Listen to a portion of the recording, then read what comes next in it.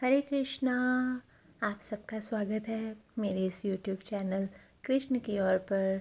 आज की वीडियो में मैं आप सबके लिए माघ मास की कथा का तीसरा अध्याय लेकर आई हूँ। अगर आपको मेरी ये वीडियो अच्छी लगे तो मेरी वीडियो को लाइक और शेयर कीजिएगा और मेरे चैनल को सब्सक्राइब कीजिएगा।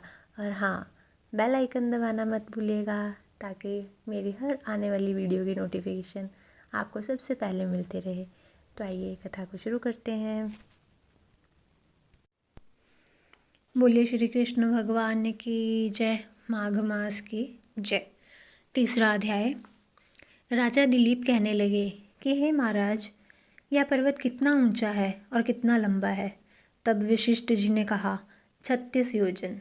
1 योजन 4 कोस का होता है ऊंचा और चोटी में 10 योजन चौड़ा तथा नीचे 16 योजन लंबा है, जो हरिचंदन, आम, मदार, देवदार और अर्जुन के वृक्षों से सुशोभित है।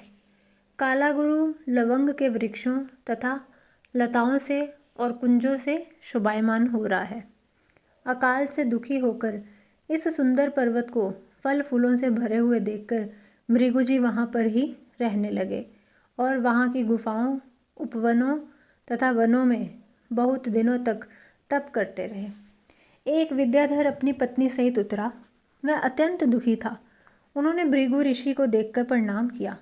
प्रणाम करने के पश्चात वे वहाँ पर बैठ गए। तब भृगु ऋषि ने कहा कि हे विद्याधर, तुम बहुत दुखी हो, इसका क्या कारण है?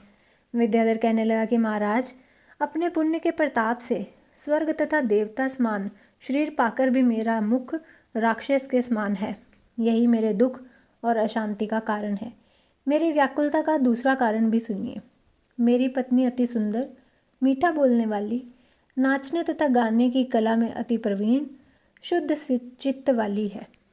7 स्वरों में वीणा बजाकर जिसने अपने कंठ से गाकर नारद जी को मुग्ध किया, नाना प्रकार के स्वरों के नाद से वीणा वादन कर कुबेर को भी अति प्रसन्न किया, जिसके पंचम स्वर और अंग संचालन को देखकर शिव जी भी रोमांचित हो गए।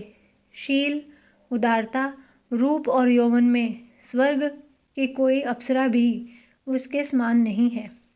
वाह, कहाँ ऐसी चंद्रमुखी स्त्री और कहाँ मैं व्याघ्र मुख वाला।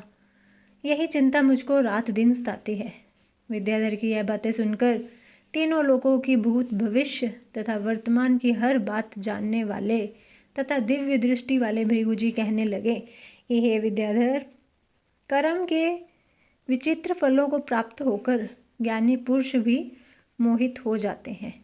मक्खी के पैर जितना विष भी प्राण लेने वाला हो जाता है। छोटे छोटे पापों का फल भी अत्यंत दुखदायी हो जाता है। तुमने माघ मास की एकादशी का व्रत ना करके द्वादशी आने से पहले ही शरीर पर तेल लगाया था। इसी पाप से तुम व्यग्र हुए। एकादशी के दिन उपवास करके द्वादशी को तेल लगाने से राजा पुरूरवा ने भी कुरूप पाया था। तब वह अपने ऐसे रूप को देखकर दुखी हो हिमालय पर्वत पर देव सरोवर के किनारे पर गया और श्रद्धापूर्वक शुद्ध स्नान कर कुशा के आसन पर बैठकर भगवान कमल नेत्र, शंख, चक्र, गदा और पद्म को धारण करने वाले पीताम्बर तथा वनमाला पहनने श्री विष्णु भगवान का चिंतन करते हुए राजा पुरूरवा ने 3 मास तक निराहार रहकर भगवान का चिंतन किया। इस प्रकार 7 जन्मों में प्रसन्न होने वाले भगवान राजा के 3 मास के तप से ही अति प्रसन्न हो गए और माघ शुक्ल पक्ष की एकादशी को भगवान ने अपने शंख में जल से राजा को पवित्र किया। भगवान ने उसके तेल लगाने की बात याद दिलाकर सुंदर देवताओं का सा रूप दिया, जिसको देखते ही उर्वशी भी उनको चाहने लगी। राजा कृतकृत्य होकर अपने घर को चला गया। भृगु ऋषि कहने लगे कि हे विद्याधर, तुम क्यों दुखी होते हो? यदि तुम अपना यह राक्षसी रूप छोड़ना चाहते हो तो मेरा कहना मानकर जल्दी ही पापों को नष्ट करने वाली हेमकूट नदी में जाकर माघ का स्नान करो, जहाँ ऋषि, सिद्ध, देवता आदि निवास करते हैं। अब मैं इसकी विधि बताता हूँ। तुम्हारे भाग्य से माघ मास आज से 5वें दिन आने वाला है। पौष शुक्ला एकादशी से इसका आरंभ करो। भूमि पर सोना, जितेंद्र रहकर दिन में 3 बार स्नान करना, महीना भर निराहार रहो, सब भोगों को त्याग करो, तीनों समय भगवान विष्णु का पूजन करो, द्वादशी को शिवजी का स्तोत्र एवं मंत्रों से पूजन करो तो तुम्हारा मुख कामदेव के समान हो जाएगा और देवता भी तुम्हारा मुख देखकर चकित रह जाएंगे। तुम अपनी पत्नी के साथ सुखपूर्वक क्रीड़ा करोगे। माघ मास के प्रभाव को जानकर सदैव माघ मास का स्नान करो।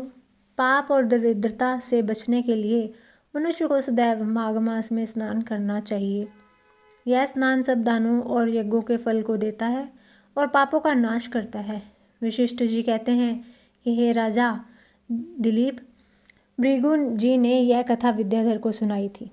माघ मास के स्नान का फल यज्ञों के फलों तथा तीव्र व्रतों से भी बढ़कर गर्जना करता है। पुष्कर, कुरुक्षेत्र, ब्रह्मावर्त, प्रथुदक, काशी, प्रयाग तथा गंगा सागर में स्नान करने से 12 वर्ष में मनुष्य को जो फल मिलता है उतना ही फल माघ का स्नान करने से 3 दिन में प्राप्त हो जाता है। इसमें कोई संदेह नहीं। चिरकाल तक स्वर्ग में रहने के इच्छुक मनुष्यों को सदैव यत्न से माघ मास में स्नान करना चाहिए। आयु, आरोग्यता, धन, रूप, कल्याण और गुण प्राप्त करने वालों को माघ मास का स्नान कभी नहीं छोड़ना चाहिए। पाप तथा दरिद्रता से डरने वालों को तथा दुर्भाग्य रूपी कीचड़ को धोने के लिए माघ के स्नान से बढ़कर और कोई उपाय नहीं है। श्रद्धाहीन कर्मों के से फल नहीं मिलता, परंतु माघ का स्नान चाहे किसी प्रकार से भी क्यों ना किया हो, अवश्य फल देता है। माघ का स्नान करने वाले इस लोक तथा परलोक में सदैव सुख पाते हैं। जिस तरह दोनों पक्षों में चंद्रमा बढ़ता और घटता रहता है, वैसे ही माघ मास के स्नान से पाप कम हो जाते हैं। जिस प्रकार खान से अनेकानेक रत्न उत्पन्न होते हैं, वैसे ही माघ मास के स्नान से सभी पुण्य फल प्राप्त हो जाते हैं। जो फल सतयुग में यज्ञ से, त्रेता में तप से प्राप्त होता है, वही फल द्वापर तथा कलयुग में माघ मास के स्नान से मिल जाता है। वशिष्ठ जी कहते हैं कि हे राजा दिलीप, भृगु जी के यह वचन सुनकर विद्याधर अपनी स्त्री सहित उसी स्थान में पर्वत के झरने से माघ मास का स्नान करता रहा और उसके प्रभाव से उसका मुख देवता के समान हो गया और वह मणि नील पर्वत पर आनंद से रहने लगा। और भृगु जी भी नियम की समाप्ति पर शिष्यों सहित रेवा नदी के तट पर आ गए। जो कोई भी इस महात्म को श्रद्धा सहित पढ़ेगा, सुनाएगा या सुनेगा, उसका रूप भी देवताओं के समान हो जाएगा। बोलिए श्री कृष्ण भगवान की जय। माघ मास की जय। अगर आपको मेरी ये वीडियो अच्छी लगे तो कमेंट करके ज़रूर बताइएगा।